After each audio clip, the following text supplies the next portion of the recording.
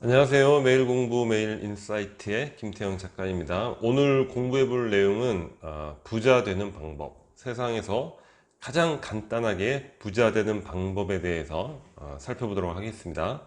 오늘 텍스트는 장자크 루소의 인간 불평등 규원론, 그리고 나심 탈렙의 행운에 속지 마라, 그리고 노노, 이렇게 세 가지를 합쳐서 한번 공부해 보도록 하겠습니다. 일단 장자크 루소의 이야기인데 18세기 저서죠. 루소는 사실 우리가 현재 영위하고 있는 민주주의에 어떻게 보면 가장 큰 공헌을 한 그런 철학가이고 사상가이고 교육자라고 할 수 있죠. 18세기에 이런 얘기를 했다는 건 대단한 것 같아요. 글을 읽으면서 야, 너무 대단한 통찰이다 이런 느낌을 가졌습니다. 우리가 얻을 수 없는 무언가를 가지려 할 때마다 우리는 가진 재산에 관계없이 가난해진다. 우리가 가진 것에 만족할 때마다 우리는 소유한 것이 아무리 적더라도 부자가 될 수 있다.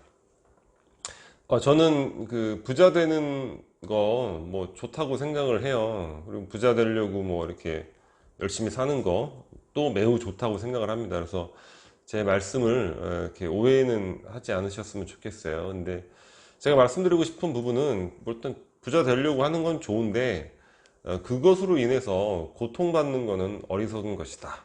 우리는 실질적으로 부자의 기준이 뭔지는 모르겠지만 부자가 됐던 안 됐던 간에 행복해야죠, 그죠? 예, 그리고 마음이 부자가 되어야 된다. 이런 말씀을 드리고 싶어요. 아무리 재산이 많아도 더 욕망을 갖게 되면 가난해지는 거죠, 그죠? 근데 가진 게 좀 적더라도 만족할 때마다 부자가 되는 거죠.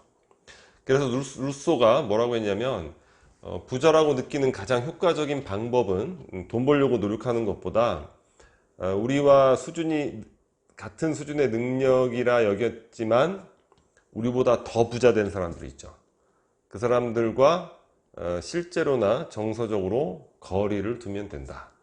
좀 유치하다고 느끼시는 분들도 있을 수 있는데 이게 인생을 좀 이렇게 살다 보시면 굉장한 통찰이다. 아주 위대한 인사이트다. 이렇게 느낄 수 있는 그런 부분인 것 같아요.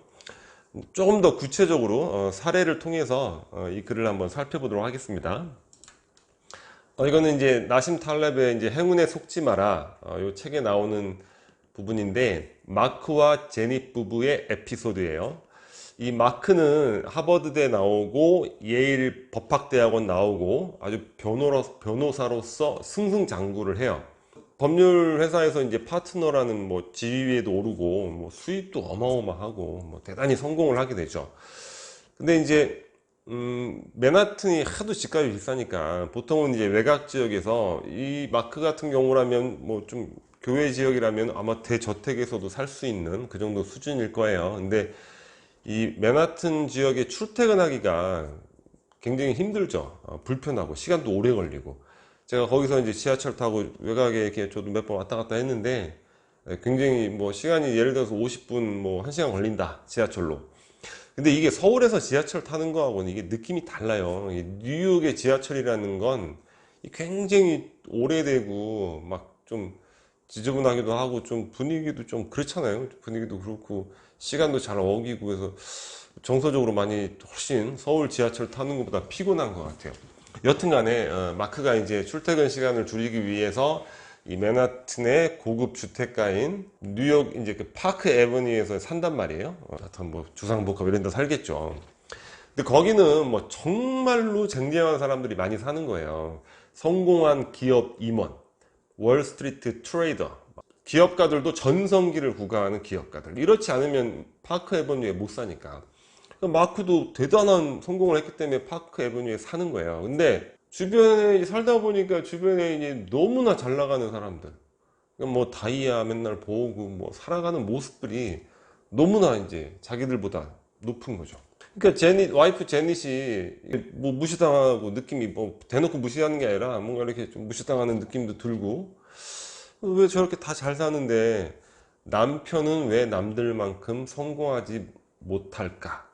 이러한 불만과 의문을 갖게 돼요. 생활도 불행하고 뭐 부부관계도 안 좋아지겠죠, 그죠? 남편은 왜 성공을 못했는가? 근데 실제로는 이 마크라는 사람은 미국 전체 인구 중에 0.5% 이내의 성공자고, 뭐 수입으로 따졌을 때, 그리고 하버드 대학 동창 중에서도 상위 10%예요. 그리고 예일대는 이제 법학대학원으로 한정이 되는 거예요. 법학대학원은 또 예일대가 최고 아닙니까?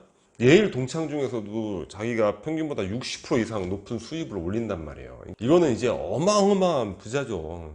그런데도 그 동네를 저런 데 살아가지고 불행하고 뭐 괴롭고 왜 성공을 못했을까? 이러고 사는 거예요. 이 저자 나심 탈렙은 굉장히 또 재밌는 분이시죠, 그죠? 자기라면 이렇게 처방하겠다. 블루칼라 이웃이 섞여 사는 곳으로 이사 가는 걸 처방하겠다 이렇게 써놨는데 아주 그죠? 적절한 처방이죠. 조금 낮은 수준의 그런 거주지로, 이웃이 있는 거주지로 간다면 제닛은 매일매일 행복했을 거예요. 아, 난 우리 남편 덕분에 이런 것도 갖고 있고 감사해야지 이렇게 살겠죠, 그죠? 마찬가지예요. 그래서 여러분들 늘 괴롭죠? 아유, 저 사람은 저런 차를 타는데 내 차는 왜 이러고, 아니 쟤는 평수가 저런데 우리 평수는 왜 이러고, 맨날 괴롭죠. 하지만 실제로는 여러분들은 인류 전체에서 0.5% 이내에 들 거예요. 삶의 모습이 지금 우리나라 소득 수준이 3만 불 이상이고, 뭐 한국 전체에서도 여러분들이 뭐 여러분들 상황에 따라 다르겠지만 엄밀하게 따져보면 뭐 상위 한 뭐 10%, 20%, 30% 안에 다 들 겁니다. 물론 50% 안에 못 들 수도 있겠죠. 하지만 역사를 같이 이렇게 관통해서 살펴봅시다.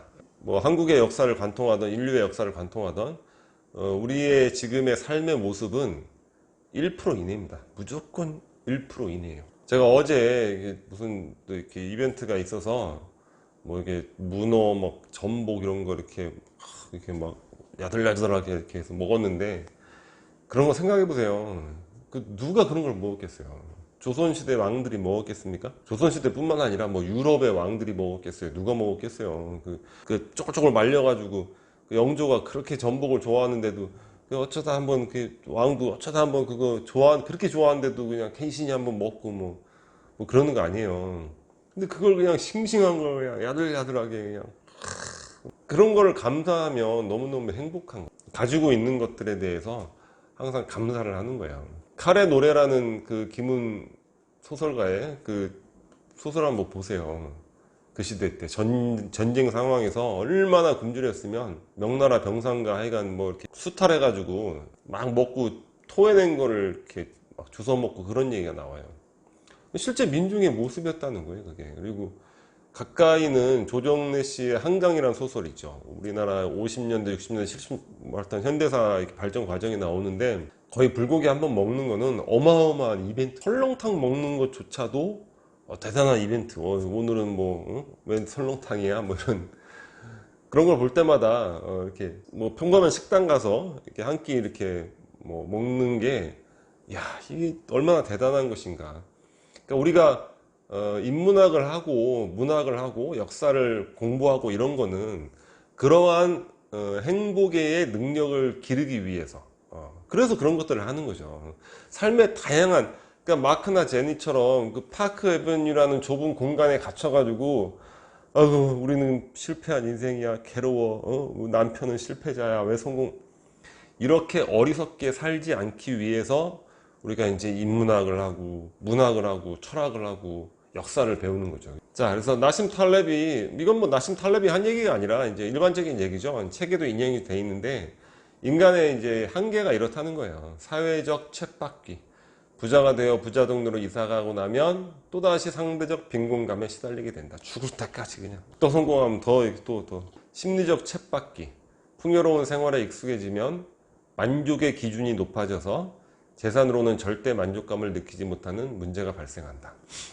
그래서 인간은 죽을 때까지 아무리 뭐 부자가 되고 싶어, 뭐 요즘에 뭐 부자 뭐 이런 게 맨 유튜브 보면 맨날 부자 뭐 하는데, 저는 개인적으로 그런 거 좀 거부 반응이 좀 있어요. 부자라는 게 뭐 실체가 있는 건지, 무슨 그렇게 무슨 부자가 대단한 겁니까? 뭐 위대한 인격도 아닌 거고.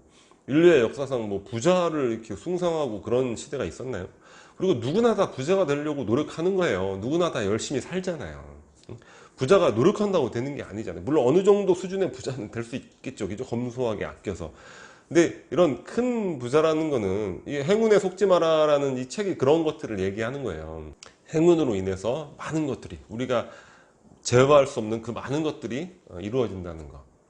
그래서 우리가 아까 말씀드렸듯이 이렇게 공부를 하고 매일 공부를 하고 더 나은 인격이 되려는 이유는 이런 사회적 쳇바퀴 속에 빠져서 죽을 때까지 괴롭게 죽는 게 아니라 언제 어떤 상황에 있어도 마음의 평화를 가질 수 있는, 마음의 부자가 될 수 있는 그런 인생을 살기 위한 것이다 생각을 해보게 됩니다. 자, 공자도 이런 얘기를 했죠. 논어에 나오는 얘기인데 자활, 부익, 가구야, 수집편지사, 오역, 위지, 여불, 가구, 종호, 소호. 그래도 이제 뭐 한자 한번 읽어줘야 되니까.